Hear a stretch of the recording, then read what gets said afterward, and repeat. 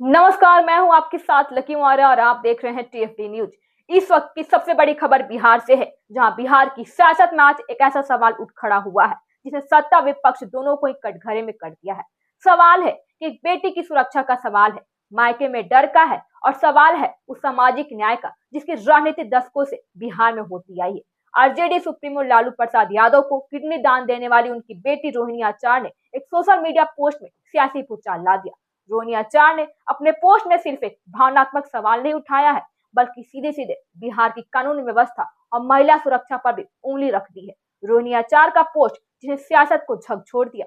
रोहिणी आचार्य ने social media platform x पर लिखा कि हर बेटी को यह अधिकार है कि वो यह भरोसा लेकर बड़ी हो कि उसका मायका एक सुरक्षित जगह है, जहां वो बिना डर, अपराधबोध, शर्म और सफाई दिए लौट सकती है। यह पोस्ट सिर्फ एक पंक्ति नहीं थी, बल्कि अपने परिवार के भीतर चल रही कलह, असुरक्षा और टूटन की ओर इशारा थी। यह दिला दे कि रोहिणी आचार्य हैं जिन्होंने अपने बच्चे की परवाह किए बिना ही अपने पिता लालू यादव को किडनी दान दी। जेडीयू का बड़ा दावा भी है कि सुरक्षा का ऑफर रोहिणी इस पोस्ट के ठीक एक दिन बाद ही बिहार की सत्ताधारी और पार्टी जेडीयू ने भी बड़ा सियासी कदम उठाया।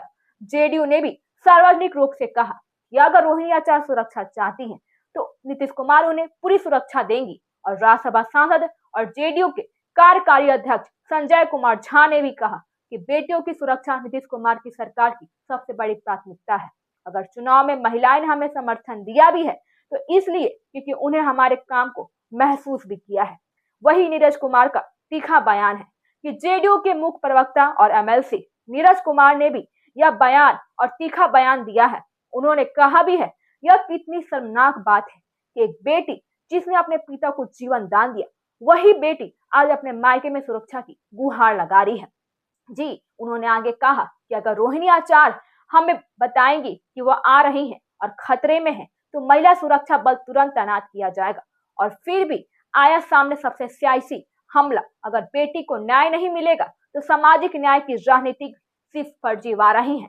लेकिन इसी पूरी सियासी हलचल के बीच जो सबसे ज्यादा चर्चा में है वो है आरजेडी की चुप्पी।